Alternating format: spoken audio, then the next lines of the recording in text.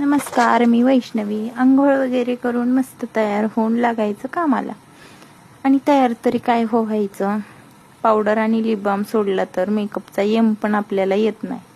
पण आज कानातले वगैरे घातली होती. असं चला कामाला लागूया. काम काय, रोजचेच कामं, स्वयंपाक, धुणी, भांडी. आणि आज पिल्लूसाठी लापशी बनवायची होती. एकीकडे टोमॅटोची चटणी टाकली होती आणि दुसरीकडे लापशी करत होते. लापशीला जास्त काही टाकलं नव्हतं. आपण जसा शिरा बनवतो ना, अगदी तशीच लापशी केली होती. फक्त थोडीशी विलायची पावडर टाकली होती. लापशी मस्त भरडा भाजून घेतला होता.